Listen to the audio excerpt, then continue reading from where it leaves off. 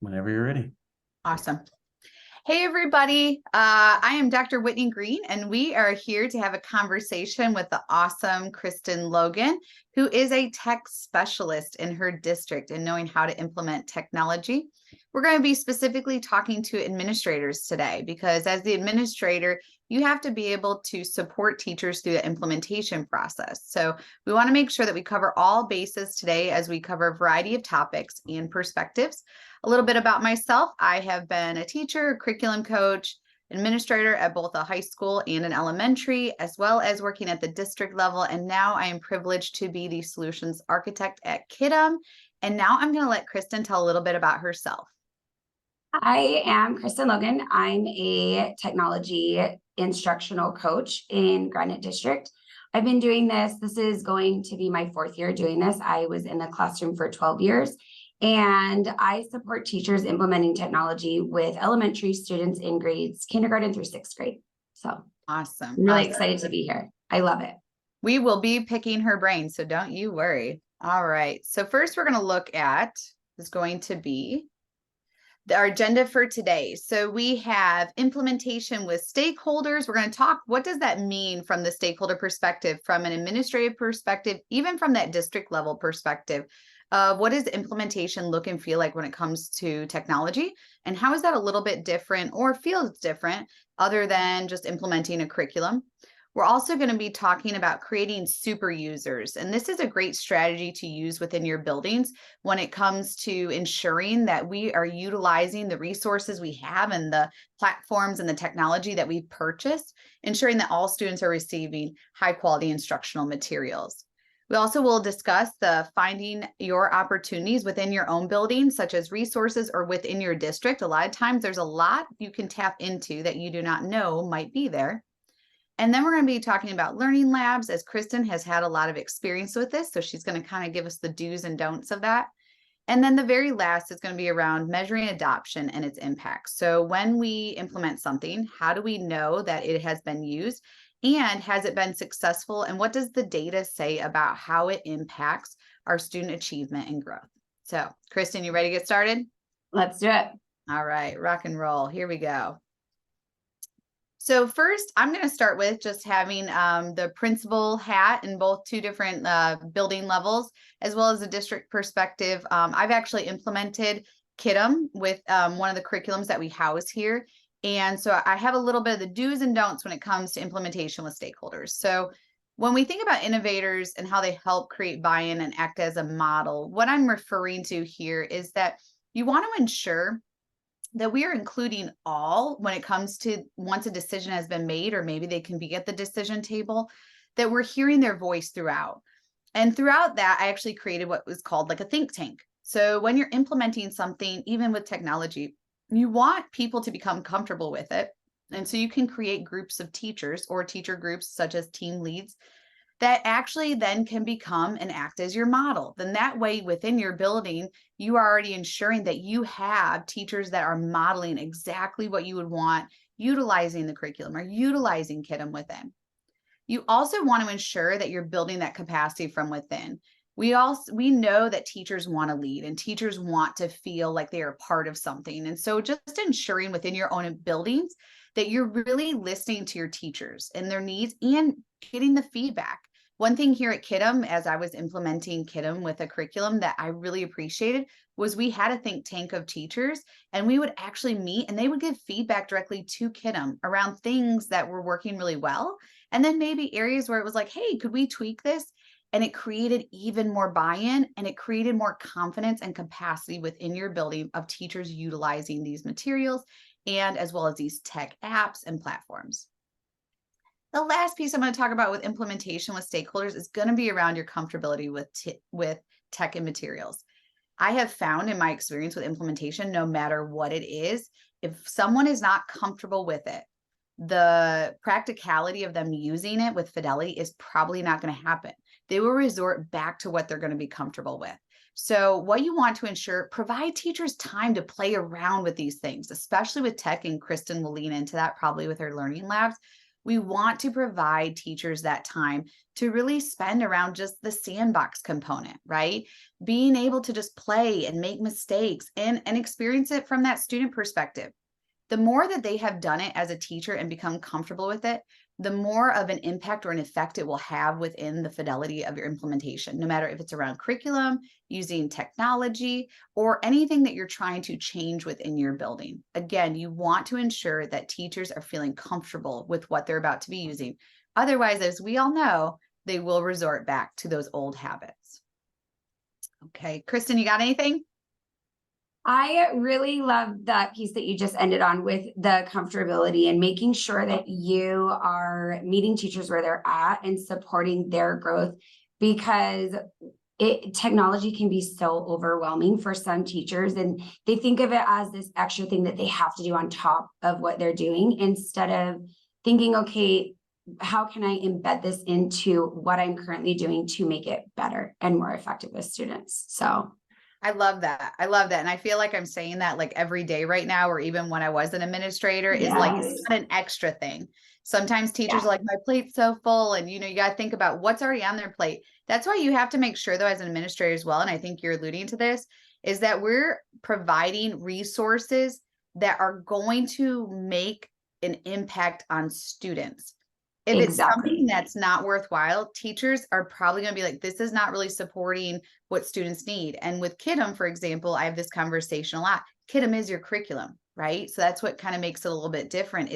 That's where we should be starting, not looking at it like, oh, it's just an extra piece that we're going to be using. Right. So yeah, awesome. Yeah. Awesome.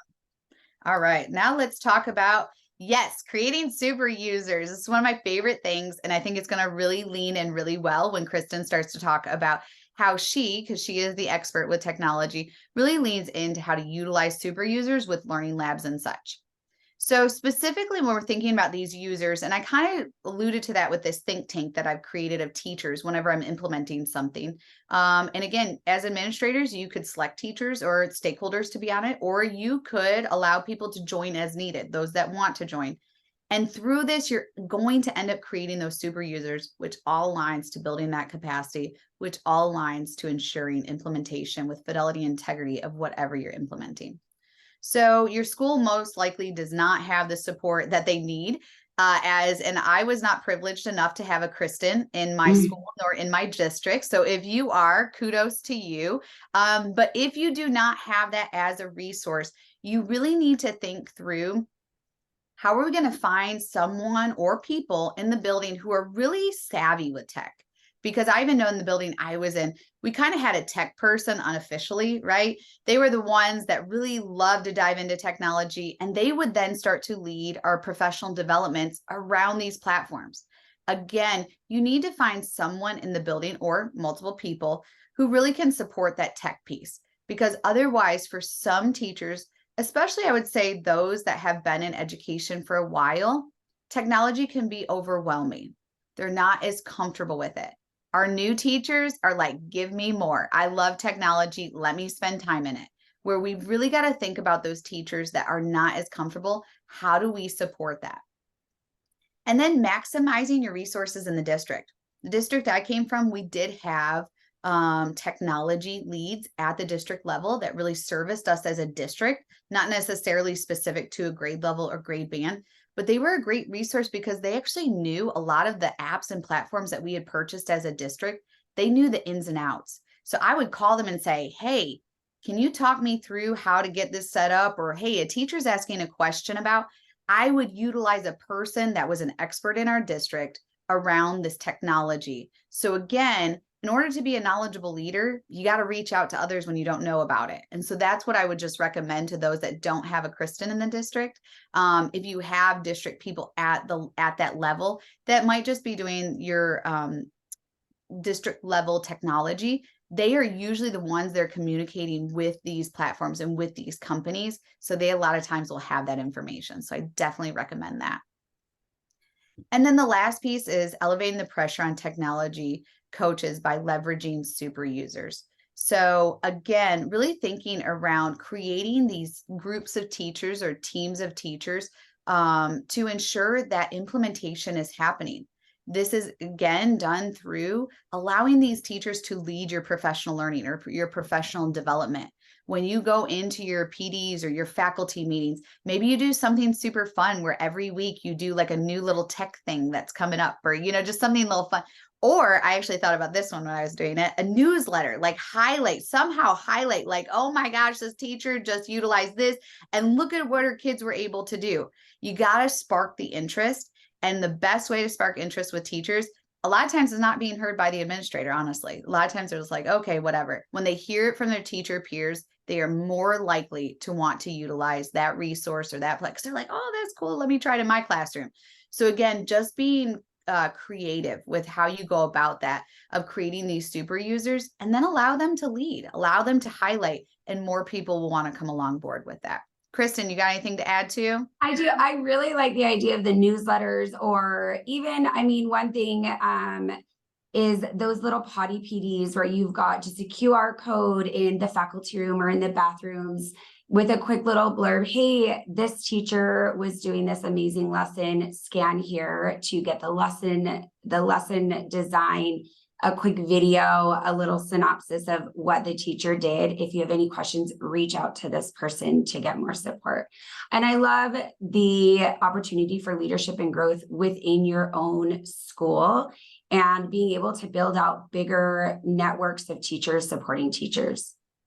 Oh, I love that. I've actually done the potty PD, Kristen, and it is a thing. Let me tell you. It is a big thing. It's something that I just learned about last year that I'm actually implementing in both of my schools starting in September. So we'll see how it goes. Yes. I'm telling you, don't be afraid. I feel like with technology nowadays, it's like sometimes we're a little bit hesitant because we think, because of maybe our faculty or our staff, it's like, oh, I don't know how they're going to handle. Yeah. A lot of times it's just more the fear of the unknown. And then once you expose them to it and you show them how easy it is, they're like, oh, this is great. Especially if they can use their phone. Because again, QR codes, you can snap with your phone, and they absolutely love that. So even if you do a scavenger hunt with QR codes, that's another idea. So again, these are just all little implementation ideas. So now that I have been able to talk from the administrative district lens a little bit, I would love to allow Kristen to tell you more about being truly a tech coach. What does that look like? And some of her suggestions and ideas. And I may have a few questions along the way. So be ready, Kristen. Yes, this is perfect timing because we're just at the beginning of our school year and really just starting to get our feet on the ground running now that students have been in school for a couple of weeks. And so this is just about the time that I start pushing in with teachers and reaching out to teachers. And the best way that I have found to reach out to everybody between both of my schools is a really quick, simple Google Forms survey that I send out. Just a quick, hey, tell me about you. Tell me what's something that you are so strong in that I can share with other teachers. If I have a teacher who says, oh, I need a little bit more help with this, I know who I can send that teacher to. And tell me about what are things that you feel really comfortable with technology. And also, what are things that maybe shy you a little bit away and hold you back from really jumping in? And then from that, I'm able to figure out a game plan for who I can support, how I can support them, and meet the teachers where they're at. Because if I go in full force to a teacher who is so scared of using technology and it's just not their comfort level, and I provide them with all of these resources, they are just going to shut down and not know what to do, how to do it. And it's going to be one more thing for them. So these Google Forms really help me figure out a game plan for them, and then also utilize the other coaches in the building as well, working as a team to support them to where they need to be supported.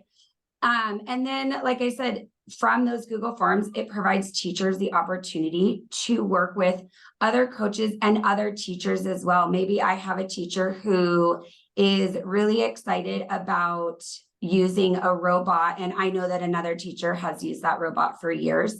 I can start having them PLC together, share lesson designs, and work together to create group lessons presented to the faculty and recording the lessons. This is probably one of my favorite things because we are such a small school, and building out our network is something that we're really trying to expand on and create these larger PLCs for teachers or networks for teachers to share the technology that they're doing in their classrooms with not just their partner teacher, but other teachers teaching the same grade across our district.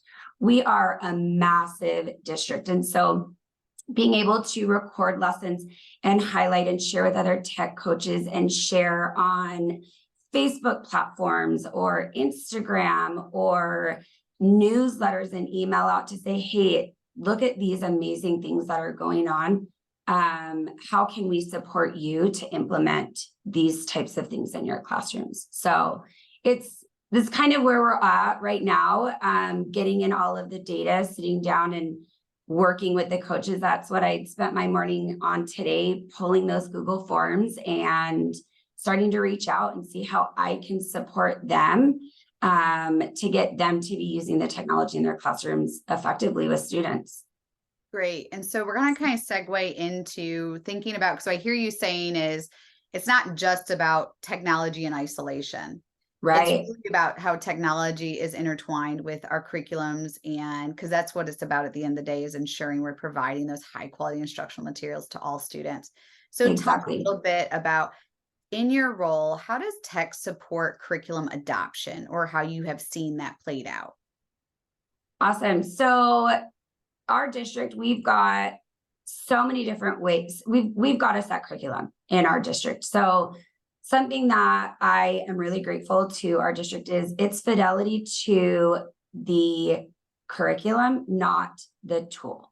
So it really opens up teachers the opportunity to find what is best for their students. So I support teachers by teaching them how to effectively use Google Slides.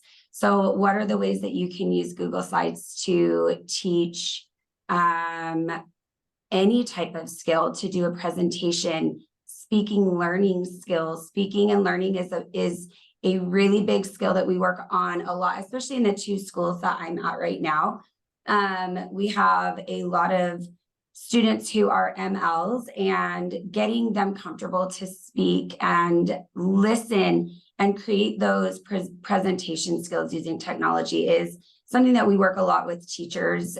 Google Docs, using the resources within technology for Google Translate, being able to take a presentation that they've created through PowerPoint or Google and translate it for students to be able to hear and understand as they're going through it has been really great. We've got a lot of programs that we use. Scratch Junior, something that I work a lot with my teachers to create different coding things, coding lessons on simple just sentence structures. We did a lesson with a first grade class last year where the teacher wanted students to create a lesson around specific types of vocabulary words. And I was able to push in and teach the students how to code those vocabulary words to change color or to play a sound when they got to it. So it's really about making that taking their curriculum and taking their lesson and enhancing it. How can we make it so tangible and engaging to students that they are excited to learn and get their hands on the curriculum, and every day is something new and exciting, versus we're going to sit down and open our Basil reader to Unit 1, Lesson 1, Day 2. Unit 1, Lesson 1, Day 3. We want them to be able to be creative with it, to take their standards and not just present on a piece of paper, but how can you take what you've learned and share it in hundreds of different ways. I mean, the ways that we are able to share out information and teach it's infinite using technology. It's just a matter of finding out how and what that best tool is for that lesson. Awesome. You said a lot of great things, and I am totally like, me too, eye to eye on that. Something I heard you say very clearly is how technology enhances a curriculum. And Yes. I love that. And I can honestly say, as I was an administrator and actually implemented Kiddom with a curriculum, that's exactly what technology can do. It unlocks a whole different world. And as we know, as generations are changing, technology is a thing that engages kids, and they want to be able to manipulate items. They want to be able to show mastery of standards in different ways. So being able to video record yourself, being able to audio record yourself, these are all things that sometimes, or I would say in the past with education, we see mastery of standards as one way, multiple choice questions, or Yeah. just a short response, right?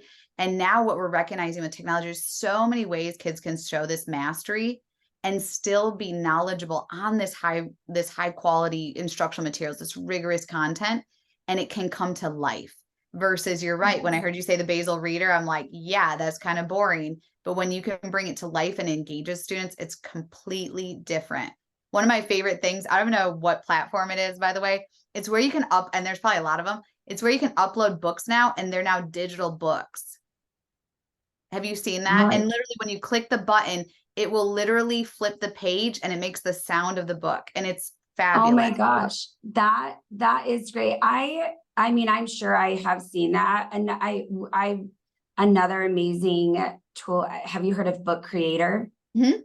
So Book Creator, I just got licenses for some teachers to start using that with their Great. students, and just the idea of giving students choice. I think for so long, education has been so teacher centered, and having this mindset shift to student centered, and let our students show us what they know, and really empower students with having a voice in how they're learning, what they're learning, how they're sharing that they know this. Because I look at kids, I'm with students all day, and thinking of even my own children, you can give a student a multiple choice test and there's 25% chance they're going to get it right.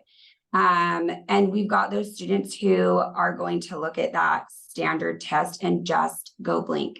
But by providing them the opportunity to show what they really know in a way that they are comfortable and excited about, it's magical. I love that. It's really cool.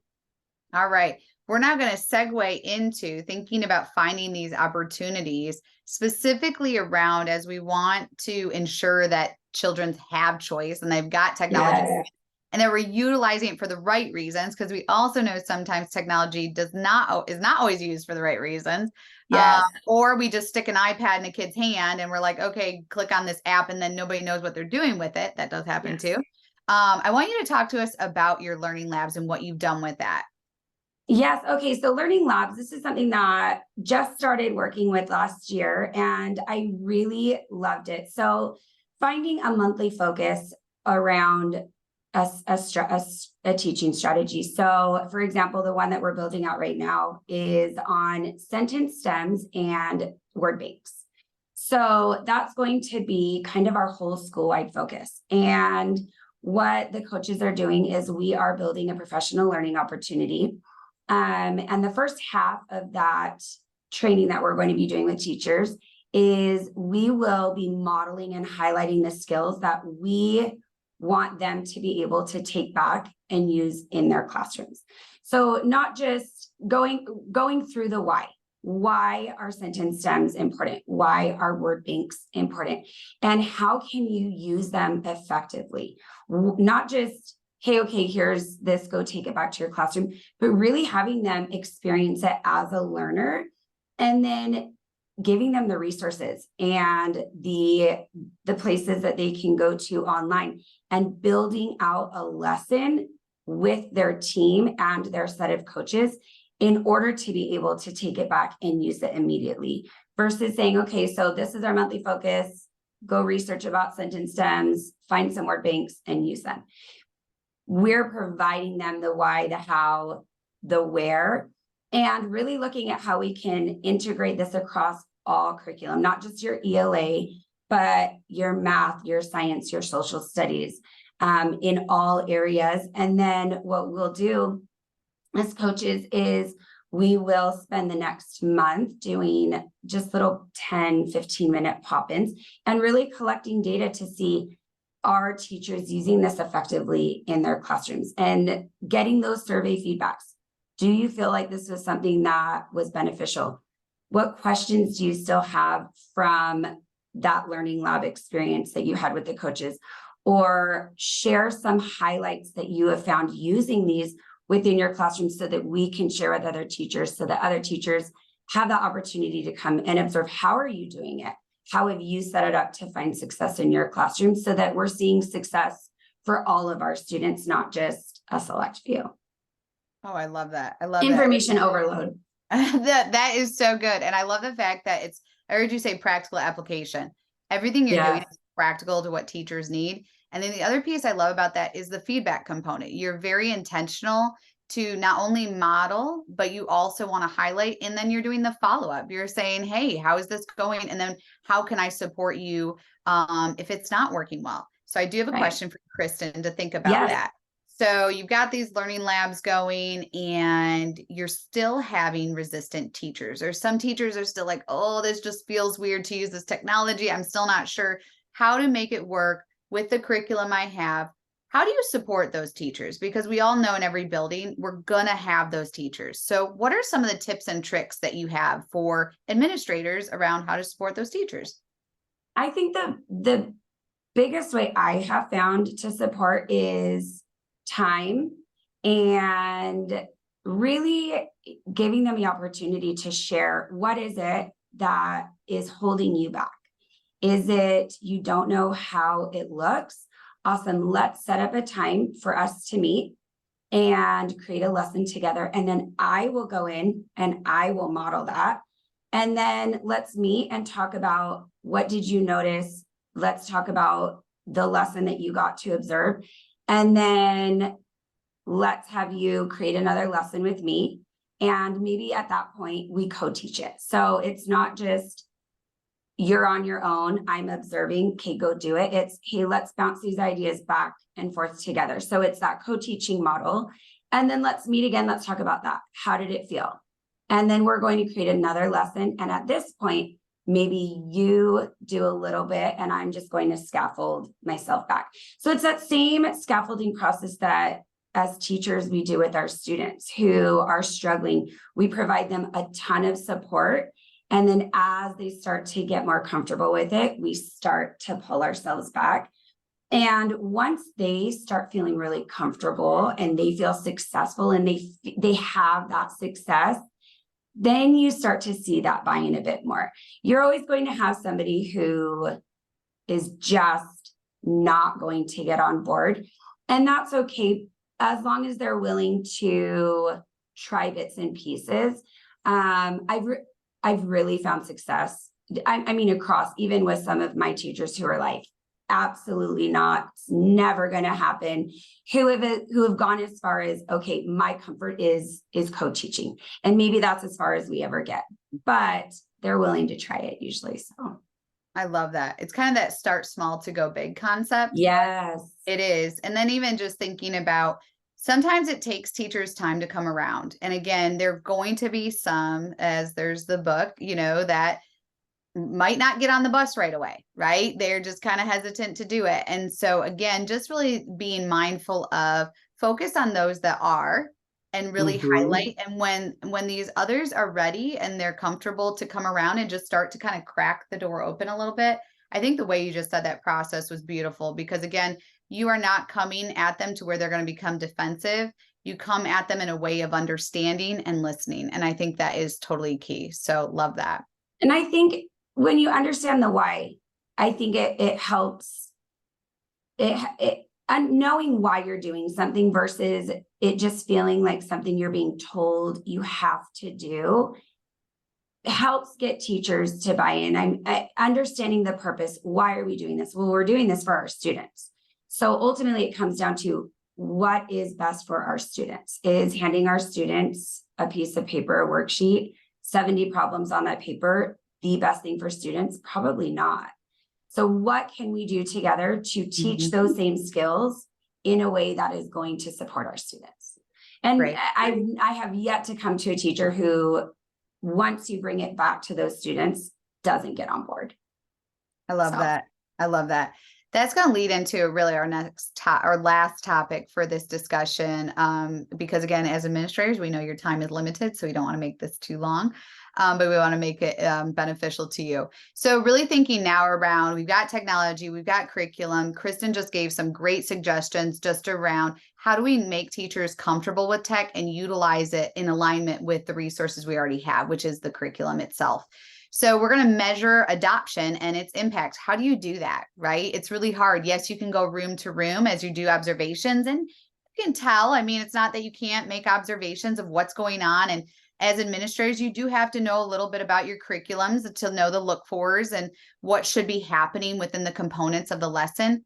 But really, one thing that I would recommend is define what success is for your building, right? So again, have conversations with your administrative team to start to really define where are we at a school, and also understanding what are you implementing and how big of an impact or change is this going to be for your faculty. Because if this is going to be a completely new learning, you need to be realistic about how are we going to measure that success and what supports are going to be needed to meet that criteria. This also means, again, building the capacity and creating change agents. And creating change agents is truly just around ensuring that we are empowering teachers to feel like I can overcome this change because I'm invested in what we are doing. I see the why. Half the time when teachers are not invested, they don't know the why of what's going on. Why did we change? A lot of times when I've had curriculum implementation at both district level and administrative level, and even just as a teacher, when someone just threw something at me, gave me zero training, didn't even tell me the why of why we now need to do it, but I'm told I must do it, guess what? It was just a check of the box and I would do it. But I really wasn't invested in utilizing it the way it should have been. So my best advice on that is always communicate and be able to say, hey, I don't know the answer to that just yet. Let me get back to you on it in case you don't know something about it.